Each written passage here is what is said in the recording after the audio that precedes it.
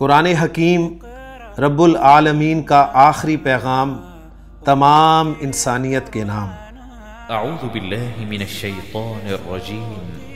अर्रहमान अल्लमल कुरआन खलकल इंसान अल्लमहुल बयान। नबी करीम सल्लल्लाहु अलैहि वसल्लम का फरमान, आसानी पैदा करो, तंगी मत पैदा करो। कुरान पर अमल करने के लिए कुरान को समझना ज़रूरी, कुरान को समझने के लिए कुरान की ज़ुबान सीखना ज़रूरी। लिसानुल कुरान कोर्स 2018 पार्ट 2। आऊज़ु बिल्लाहि मिनश शैतानिर रजीम। बिस्मिल्लाहिर रहमानिर रहीम।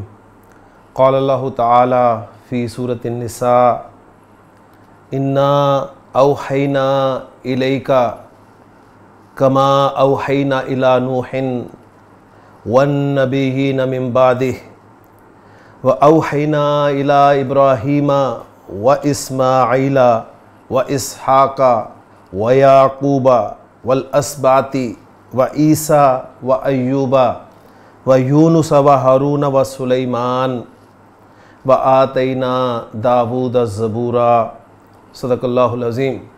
रब्बि इश्रह ली सदरी व यस्सिर ली अमरी वहलुल उक़दतम मिन लिसानी यफ़क़हू क़ौली। रब्बि यस्सिर वला तुअस्सिर व तम्मिमिल खैर आमीन या रब्बल आलमीन। मैंने आपके सामने सूरह निसा की आयत नंबर 163 तिलावत की है, और इस आयत को तिलावत करने का मकसूद जो है वो तर्जुमा नहीं है। इस आयत को यहाँ पर तिलावत करने का मकसूद हमारा वो टॉपिक है जो इंशाअल्लाह ताला आज हमने अपने लिसानुल कुरान 2018 पार्ट 2 के रिवीजन सेशन में पढ़ना है। वो टॉपिक क्या है? वो टॉपिक है आपका एराब का टॉपिक।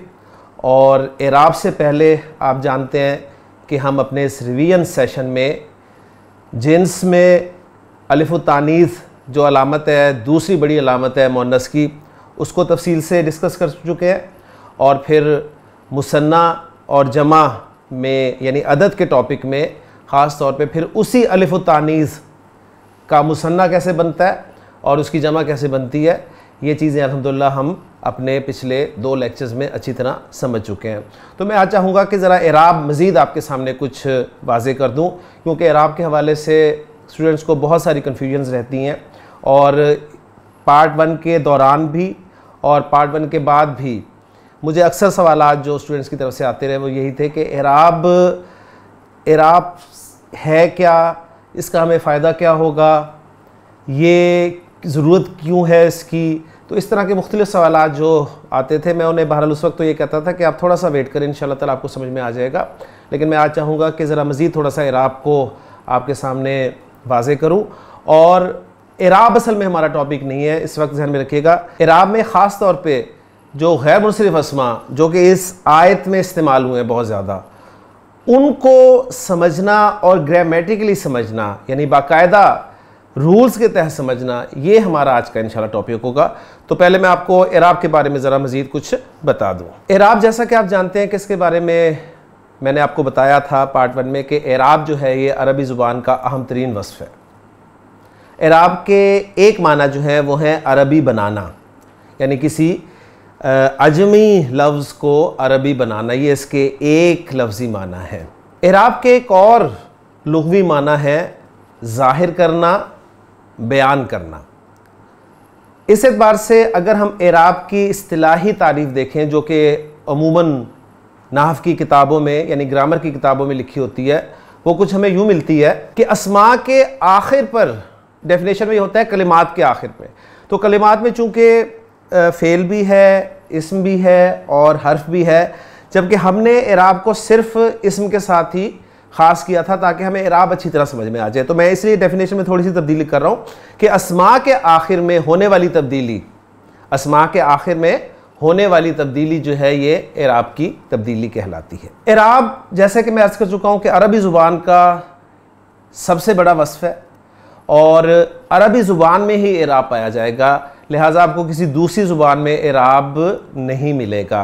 जब दूसरी ज़ुबान में आपको एराब नहीं मिलेगा तो ज़ाहिर बात है हम कैसे दूसरी ज़ुबान में अरबी के एराब को किसी चीज़ के साथ जो है वो समझने के काबिल हो सकते हैं। लिहाजा ये बात हमें पहले बांध लेनी चाहिए कि एराब सिर्फ़ और सिर्फ अरबी ज़ुबान का एक ख़ास आप कह लें कि पहलू है, और अरबी ज़ुबान की खुसूसियत ये है कि अरबी ज़ुबान में जो भी इस्म इस्तेमाल होता है, मैं अब सिर्फ इस्म के हवाले से फोकस कर रहा हूँ, जो भी इस्म इस्तेमाल हो रहा होता है वो अपने आखिर के एतबार से बदलता है।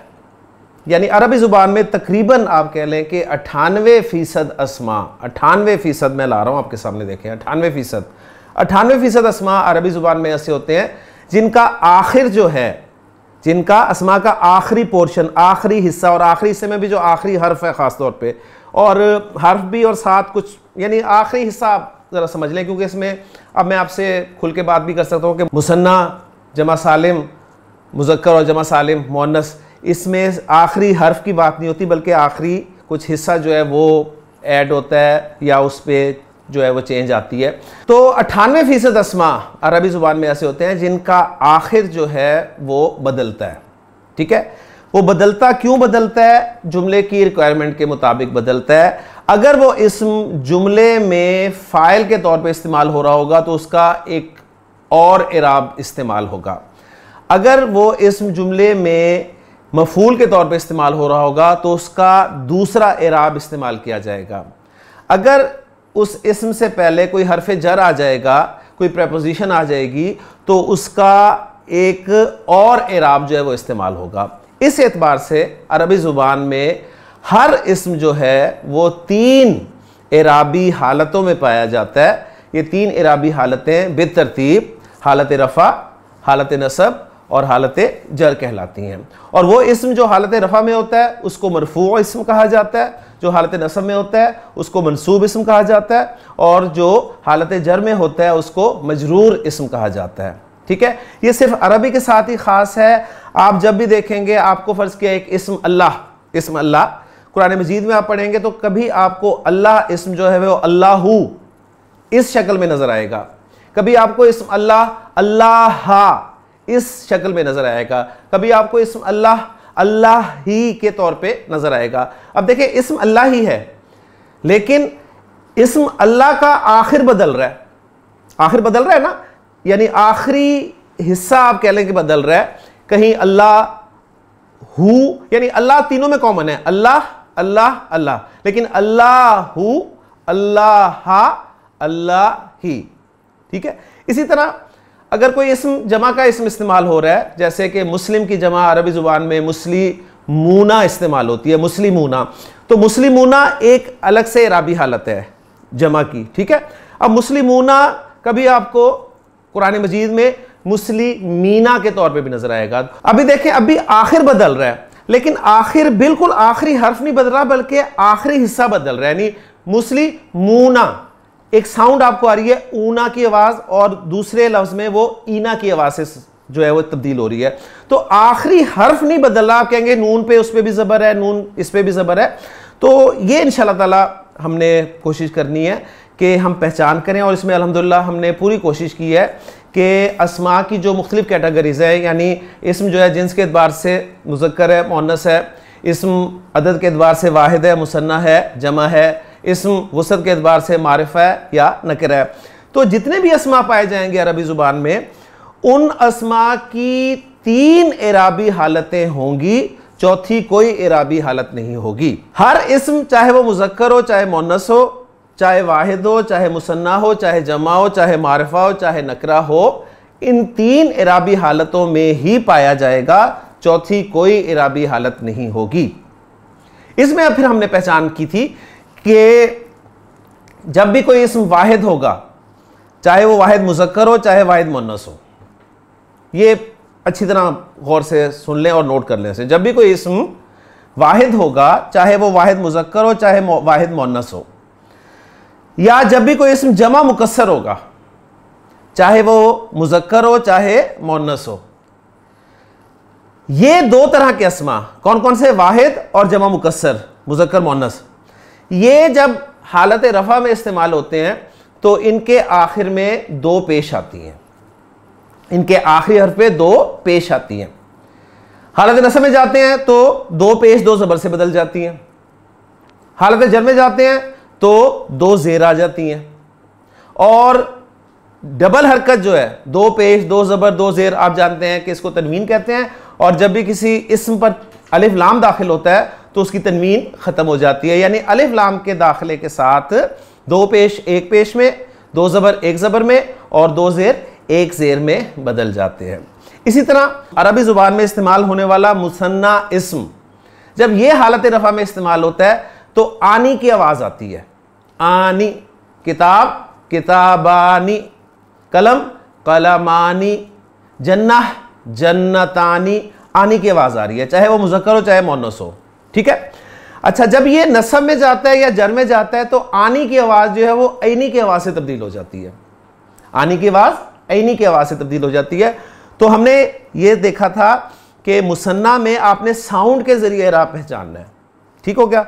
फिर उसके बाद जब हमने जमा सालिम मुज़क्कर इस्म पढ़ा तो हमने देखा कि जमा सालिम मुज़क्कर इस्म जब भी इस्तेमाल होगा वो हालत रफ़ा में ऊना की आवाज़ के साथ शो होगा और नसब और जर में ईना की आवाज़ के साथ शो होगा।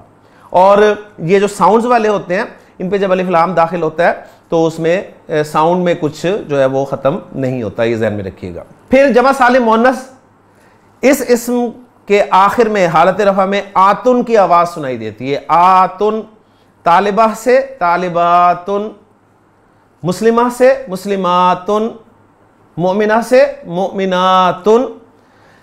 जब ये जमा सालिम मुअन्नस इस्म हालत नसब में जाता है या हालत जर में जाता है तो वो आतुन जो है वो आतिन की आवाज़ में तब्दील हो जाता है। हमने इसको भी साउंड के साथ जो है वो पहचानने की कोशिश की थी और साउंड के साथ साथ इस पर तनवीन भी आ रही है। तो हमने ये कहा था कि जब अलिफ लाम दाखिल होगा तो दो पेश और दो ज़ेरें जो हैं वो एक पेश और एक ज़ेर में तब्दील हो जाएंगी। गोया तालिबातुन तालिबातिन तालिबातिन अत्तालिबातु अत्तालिबाती अत्तालिबाती। ठीक है। तो ये था जी एराब, हमने इसको अच्छी तरह अल्हम्दुलिल्लाह पहचान लिया था। अब ग्रामर वाले इस बात को एक दूसरे अंदाज से समझाते हैं। वो कहते हैं कि मुसन्ना और जमा सालिम मुज़क्कर का नून जो है आखिर में, दोनों के नून आ रहा है ना, मुस्लिमानी मुस्लिमूना, इन दोनों कैटेगरीज के आखिर में आने वाला नून जब हम मुरक्कब इज़ाफ़ी में इन अस्मा को इस्तेमाल करते हैं तो वो नून ड्रॉप हो जाता है, वो नून ड्रॉप हो जाता है। लिहाजा अगर मुरक्कब इज़ाफ़ी तरकीब में आपके सामने पड़ा और आपसे कहा जाए कि इस इस्म का इराब पहचाने, तो अब आपको आनी की आवाज़ तो सुनाई नहीं देनी, आपको ऐनी की आवाज़ तो सुनाई नहीं देनी क्योंकि नून तो ड्रॉप हो गया, आपको ऊना की आवाज़ तो सुनाई नहीं देनी, आपको ईना की आवाज़ तो सुनाई नहीं देनी इसलिए कि नून ड्रॉप हो गया। तो अब इराब कैसे पहचाना जाएगा? तो वो कहते हैं कि असल में अब इराब जो है वो आपने मुस्लिमा अलिफ से पहचानना है, मुस्लिमई या से पहचानना है, मुस्लिमू वाव से पहचानना है, मुस्लिमी या से पहचानना है। तो गोया ग्रामर वाले जो हैं इराब को दो तरह से एक्सप्लेन करते हैं। वो कहते हैं इराब या तो बिल हरकत होता है, हरकत के साथ होता है, या इराब फिर बिल हर्फ होता है, हर्फ के साथ होता है। वो कहते हैं कि वाहिद इस्म हो, जमा मुकस्सर इस्म हो और जमा सालिम मुअन्नस इस्म हो, इन अस्मा का इराब जो है वो हरकत के साथ शो होता है। ठीक है। वो कहते हैं वाहिद और जमा मुकस्सर का रफ़ा में पेश के साथ, नसब में ज़बर के साथ और जर में ज़ेर के साथ, और जमा सालिम मुअन्नस का इराब रफ़ा में पेश के साथ और नसब और जर में ज़ेर के साथ। वो उस जमा सालिम मुअन्नस को भी इराब बिल हरकत में शामिल कर लेते हैं। ठीक है। वो कहते हैं कि मुसन्ना और जमा सालिम मुज़क्कर अस्मा का इराब जो है वो हर्फ के साथ शो होगा। मुसन्ना का इराब रफ़ा में अलिफ हर्फ के साथ शो होगा और नसब और जर में या हर्फ के साथ शो होगा, जबकि जमा सालिम मुज़क्कर का इराब जो है वो रफ़ा में वाव हर्फ के साथ शो होगा और नसब और जर में या हर्फ के साथ शो होगा। लिहाजा फ़र्क सिर्फ ये हुआ कि हमने इराब को दो तरह से डिवाइड किया था कि इराब बिल हरकत, और उसमें हमने सिर्फ वाहिद और जमा मुकस्सर को लिया था, और दूसरी थी हमारी नई टर्मिनोलॉजी हमने निकाली थी इराब बिस साउंड, इराब बिस साउंड, यानी साउंड के साथ इराब पहचानना है। उसमें हमने मुसन्ना और जमा सालिम मुज़क्कर को रखा था कि आनी ऐनी ऊना ईना, ये साउंड्स के साथ हम पहचान रहे थे। लेकिन ग्रामर वालों ने कहा कि साउंड कोई नहीं, इराब बिल हरकत होगा या इराब बिल हर्फ होगा। ठीक है। और मैंने आपको बता दिया कि मुसन्ना और जमा सालिम मुज़क्कर का इराब जो है वो हर्फ के साथ शो करते हैं और बाकियों का इराब जो है वो हरकत के साथ शो करते हैं। तो अब ये चीज़ें आपके लिए समझना मेरा ख्याल है कोई मुश्किल बात नहीं होगी। उसके बाद हमने ये देखा था कि अरबी ज़ुबान में इस्म जो है वो इराब के एतबार से दो तरह का होगा, वो या तो मोरब होगा या फिर मबनी होगा।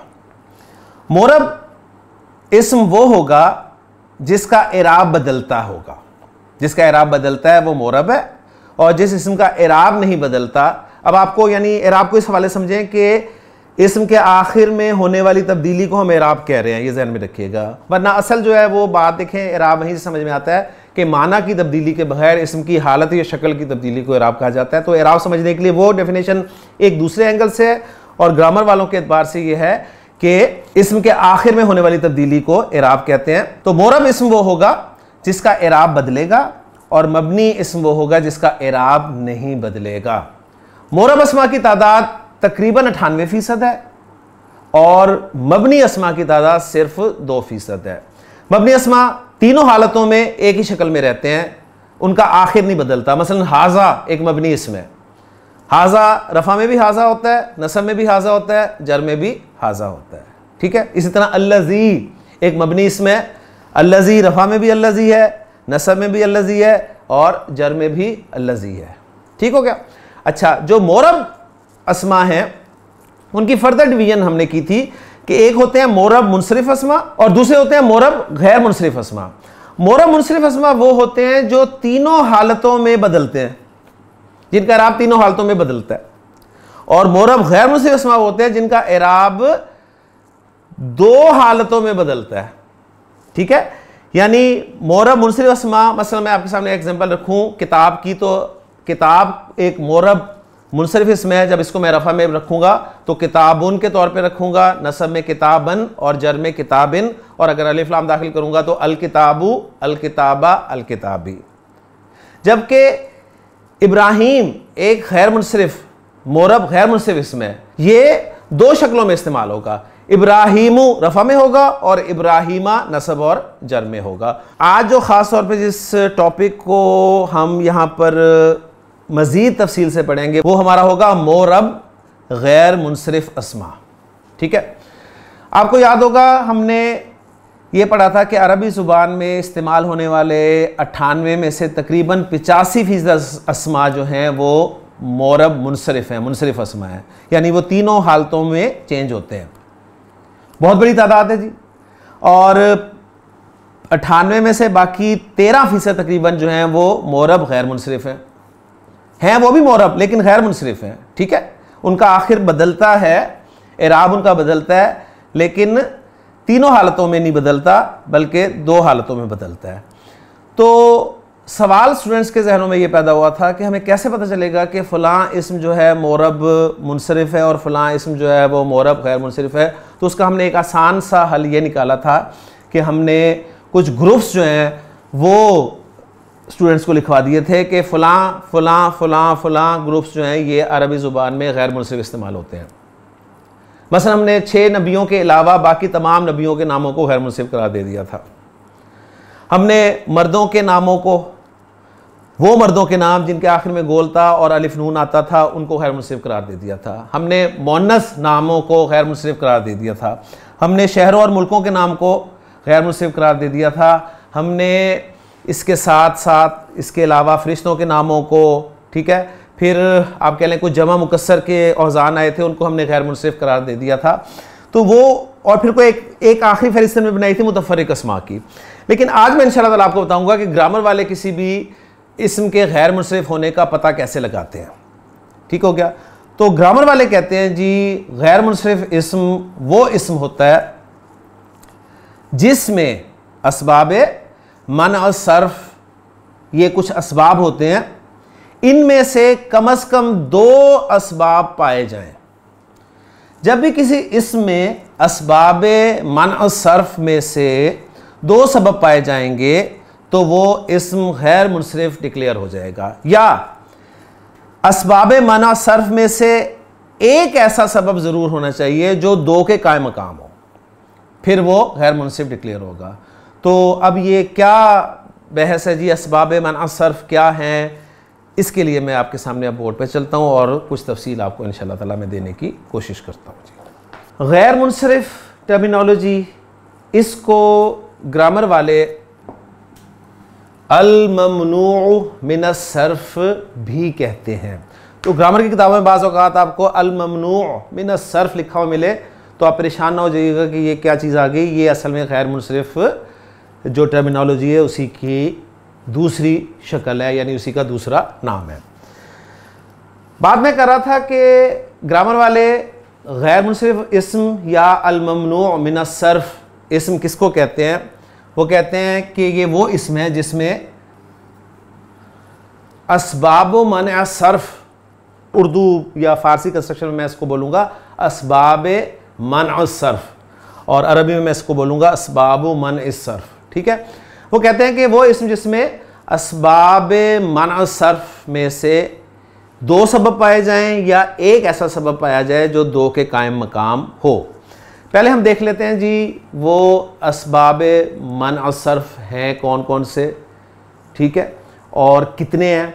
तो नोट कर लें कि जिस तादाद पे इत्तेफाक है उलमा का वो है 9 की तादाद पे इत्तेफाक है। वो कहते हैं जी 9 असबाब मन सर्फ हैं। ये 9 कौन कौन से हैं मैं आपके सामने बोर्ड पे लिखता हूं जी।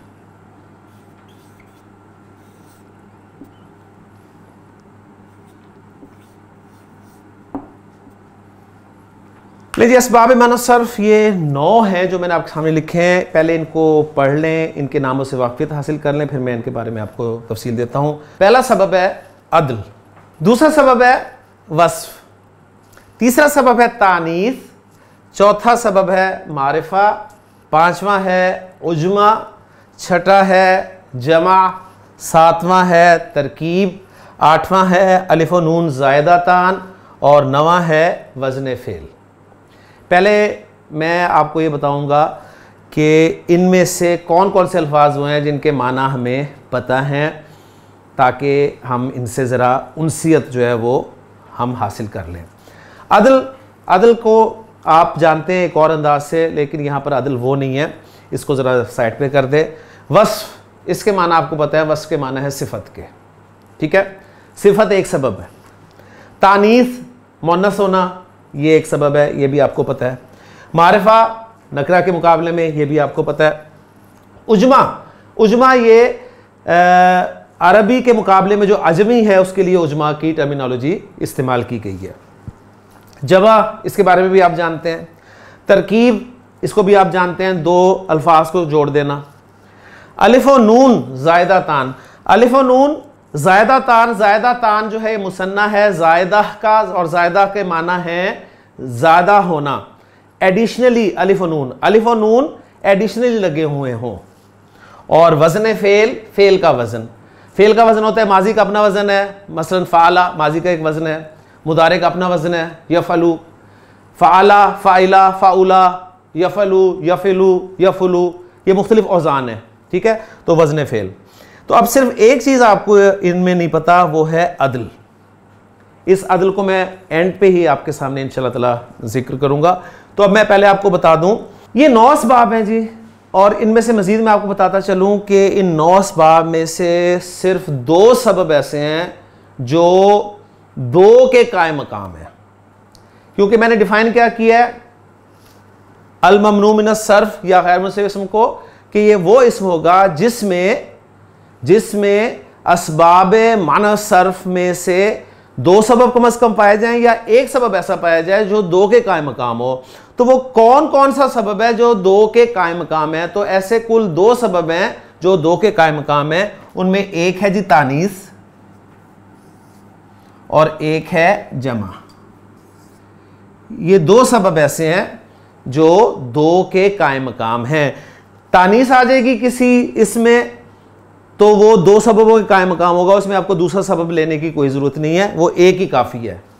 जमा हो जाएगा तो वो जमा एक सबब ही काफ़ी है, 2 की ज़रूरत नहीं है। लेकिन यहाँ पर मैं मज़ीद क्लियर करता चलूँ कि तानीस में तो आपको पता है कि सब कुछ है। तानीस लफ्ज़ी भी है, तानीस मानवी भी है। तानीस लफ्ज़ी किसे मैं कह रहा हूँ? जिसमें मुअन्नस की अलामत पाई जाए, गोलता अलिफ तानीस। तानीस मानवी मैं किसे कह रहा हूँ? सिमाई मोन्नस को और मोन्नस नामों को। तो क्या ये सारे के सारे जो है ये दो सबबों का मकाम है? नहीं, सिर्फ अलिफ व तानीस, सिर्फ अलिफ व तानीस जो है ये दो सबबों के कायम मकाम है, ये जहन में रखना है। गोलता दो सबबों का कायम मकाम नहीं है, मोन्नस सिमाई दो सबबों के कायम मकाम नहीं है, और वो जो नाम है वो दो सबबों का मकाम नहीं है, सिर्फ अलिफ व तानीस दो सबबों का कायम मकाम है। और दूसरा जो जमा वाला है उसमें जमा की तो आपको पता है जमा सालिम भी है, जमा मुकस्सर भी है। तो क्या जमा सालिम जमा मुकस्सर हर जमा? नहीं, सिर्फ जमा मुकस्सर, सिर्फ जमा मुकस्सर।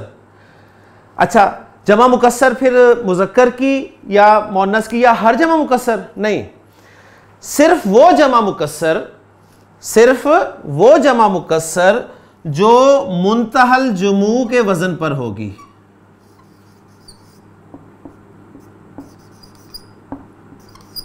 जो मुंतहल जुमू के वजन पर होगी। अब ये मुंतहल जुमू वजन कौन सा है? औजान को हम पहले पार्ट में देख चुके हैं, आज आपको उनका नाम पता चल गया कि वो जो पैटर्न है, वो जो वजन है, वो मुंतहल जुमू का वजन कहलाता है। और इसकी आसान मैं आपको एग्जांपल दे देता हूँ। मसलन ये मुंतहल जुमू जो है, ये इसका एक वजन आपको मिलेगा जी मफ़ाइल, और दूसरा मिलेगा जी मफ़ाइल, मफ़ाइल। ये दो मेन वजन है। इन दो वजनों पर आ जाए जो जमा मुकस्सर, या इनके मुशाबे वजनों पर आ जाए, इन जैसे मिलते जुलते वजनों पर ही आ जाए, तो वो जमा जो है मुंतहल जुमू कहलाएगी। और मुंतहल जुमू जो है ये सबब बनेगा दो सबबों का कायम मकाम। ये जहन में रख लीजिएगा, ठीक है। ये एक डिटेल आपके सामने आ गई। अगली बात ये कि मारफा की तो 7 अकसाम है। मारफा की कितनी अकसाम है? 7। तो क्या सातों की सातों अकसाम जो है वो बनेंगी? नहीं, सिर्फ मारफा में से बनेगा सिर्फ अलम, अलम सबब बनेगा गैर मुनसरिफ होने का। फिर आ जाए उजमा, हर अजमी लफ्ज नहीं, सिर्फ वो अजमी जो कि गैर अरबी में यानी अजमी में भी अलम इस्तेमाल होता होगा, ठीक है। तरकीब, हर तरकीब, तरकीब तो मुरक्कब तौसीफी भी है, तरकीब तो मुरक्कब इजाफी भी है, तरकीब तो मुरक्कब जारी भी है, तरकीब तो मुरक्कब इशारी भी है। हर तरकीब नहीं, तरकीब तो जुमला इस्मिया भी है। हर तरकीब नहीं, सारी तरकीबें निकल जाएंगी। तरकीब सिर्फ वो होगी जिसमें कोई इजाफत भी ना हो, यानी मुरक्कब इजाफी ना हो। मुरक्कब तौसीफी को तो वैसे भी तरकीब ग्रामर वाले नहीं मानते, ठीक है, वो कहते हैं वो तो सिफत है उसकी। जारी को भी वो तरकीब नहीं मानते ग्रामर वाले, इशारी को भी तरकीब नहीं मानते। वो तरकीब मानते हैं तो सिर्फ दो चीज़ों को मानते हैं। वो कहते हैं जी मुरक्कब इजाफी एक तरकीब है और एक तरकीब है जुमला इस्मिया, ठीक है। तो आसान लफ्ज़ों में बता दूं कि वो तरकीब जिसमें ना तो आपका मुरक्कब इजाफी होगा और ना ही जुमला इस्मिया होगा, बाकी तरकीबें तो वैसे निकल गई। तो ये ख़ास किस्म की तरकीब होगी, इंशाअल्लाह ताला अगले लेक्चर में मैं आपके सामने वाज़ेह कर दूंगा। बाकी इसमें अलिफ और नून ज़ायदतान कोई इशू नहीं है और वज़न फ़ेल इसमें भी कोई इशू नहीं है, ठीक हो गया जी। तो रह गया अदल। तो अदल के बारे में मैं मुख्तसरन आपको भी बता दूं। अदल के माना है फेर देना। किसको फेरना? यानी सीगे को फेरना, उसके असल वज़न से फेर देना, इसको अदल कहा जाता है। ग्रामर वालों ने असल में जब गौर व फिक्र किया तो इस नतीजे पहुँचे कि जो गैर मुनसिफ अस्मा उन्हें मिले उनमें या तो दो सबब इनमें से पाए जा रहे थे सब में से, या एक एक सबब पाया जा रहा था जिसकी वजह से उन्होंने उसे गैर मुनसिफ जो है डिक्लेयर कर दिया। लेकिन फिर भी कुछ अल्फाज ऐसे बच गए जिनमें एक सबब तो पाया जा रहा था, दूसरा सबब उन्हें मिल ही नहीं रहा था। तो उन्होंने फिर दूसरा सबब, अदल का सबब जो है ये इन्वेंट किया, ये उन्होंने इजाद किया। उन्होंने कहा कि असल में ये ऐसे नहीं था, ये फेर के असल वजन से ऐसे बना दिया गया। इसके बारे में डिटेल इंशाअल्लाह ताला मैं आपको आगे दे दूंगा। तो ये 9 असबाब हैं जी, जिन्हें असबाबे मना सर्फ कहते हैं। ये 9 असबाब में से 2 सबब अगर किसी में पाए जाएंगे तो वो इसम गैर मुनसिफ डिक्लेयर हो जाएगा, या एक सबब तानीस पाया जा रहा है और तानीस में भी सिर्फ अलिफ व तानीस पाया जा रहा है तो वो 2 सबबों का कायम मकाम है, या फिर जमा और जमा में मुंतहल जुमू का सीगा जो है वो 2 सबबों के कायम मकाम है। बाकी गैर मुनसरिफ इसम का हुक्म क्या है, ये अल्हम्दुलिल्लाह आपको पता है कि गैर मुनसरिफ इसम पर तनवीन नहीं आती। तो जो अस्मा आपके सामने पढ़ी जाने वाली आयत में आए हैं उनमें आप गौर करें, इब्राहीमा, इस्माईला, ठीक है, इसहाका, याकूबा, यूनुसा वगैरह वगैरह, तो कहीं तनवीन आपको नज़र नहीं आ रही थी, वो सब के सब गैर मुनसरिफ थे सिवाय एक नू इसम के। नू जो है वो मुनसरिफ इसम था, उसमें तनवीन आ रही थी, ठीक है। और आपको पता है हमने उस वक्त 6 अस्मा को निकाला था जिनमें हज़रत नूह अलैहिस्सलाम का नाम भी शामिल था। बहरहाल गैर मुनसरिफ अस्मा का एक हुक्म यह है कि इन पर तनवीन नहीं आती, और दूसरा हुक्म यह है कि हालत जर में ये ज़ेर भी कबूल नहीं करते, इन पे हालत जर में ज़ेर नहीं आती। मसलन इब्राहीम रफ़ा में इब्राहीमू होगा, नसब में इब्राहीमा होगा और जर में इब्राहीमा ही होगा। हालत जर में ज़ेर कबूल नहीं करेगा। मसाजिद एक गैर मुनसरिफ इसम है जमा का, मसाजिद रफ़ा में मसाजिदू होगा, नसब में मसाजिदा होगा और जर में भी मसाजिदा ही होगा, मसाजिदी नहीं होगा। तो गैर मुनसरिफ इसम के 2 हुक्म हैं, नंबर 1 इस पे तनवीन नहीं आती और नंबर 2 ये हालत जर में ज़ेर कबूल नहीं करता। लेकिन 2 सूरतें ऐसी हैं जिन सूरतों में गैर मुनसरिफ इसम हालत जर में ज़ेर कबूल कर लेता है। 2 सूरतों में गैर मुनसरिफ इसम हालत जर में ज़ेर कबूल कर लेता है। पहली सूरत है जी उसमें अलिफ लाम का दाखिल होना। अगर गैर मुनसरिफ इसम पर अलिफ लाम दाखिल कर दिया जाए, जैसे ये देखें जी, मसाजिद एक गैर मुनसरिफ इसम है, इस पे एराब जो आएगा रफ़ा में से हम मसाजिदू बोलेंगे और नसब और जर में मसाजिदा बोलेंगे। मसाजिद इसम पर अगर मैं अलिफ लाम दाखिल कर दूं, मैं इसको बना दूं जी अल मसाजिद, तो अल मसाजिद अब हालत जर में जब जाएगा तो ये ज़ेर कबूल कर लेगा, ये बन जाएगा अल मसाजिदी। तो मसाजिदू, मसाजिदा, मसाजिदा, अल मसाजिदू, अल मसाजिदा, अल मसाजिदी। तो एक वजह है अलिफ लाम गैर मुनसरिफ पर आना। अलिफ लाम में इतनी ताकत है कि वो जब किसी गैर मुनसरिफ इसम पर आता है तो उसे हालत जर में ज़ेर कबूल करवा देता है। ठीक हो गया, वरना नॉर्मली गैर मुनसरिफ इसम हालत जर में ज़ेर कबूल नहीं करता। और दूसरी सूरत यह है कि वो गैर मुनसरिफ इसम जो है वो मुदाफ बन रहा हो। मुदाफ कैसे बन रहा हो? जैसे ही मसाजिद का लफ्ज़ में मुदाफ बनाता हूँ जी, मैं कहता हूँ जी मसाजिदुल्लाही, अल्लाह की मसाजिद। तो मसाजिद का लफ्ज़ गैर मुनसरिफ है यहाँ पर और मुदाफ बन रहा है।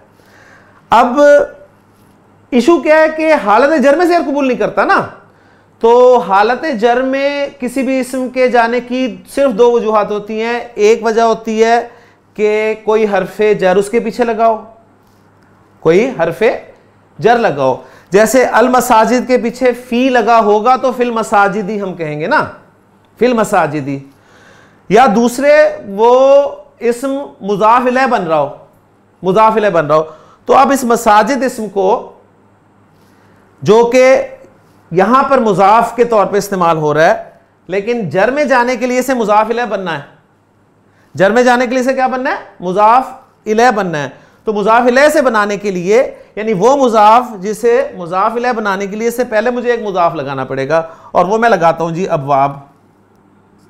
तो जब मैंने गैर मुनसरिफ मुज़ाफ इसम को मुज़ाफ इलैह बनाकर जर में डालने की कोशिश की, तो अब इसने हालत जर में ज़ेर कबूल कर ली।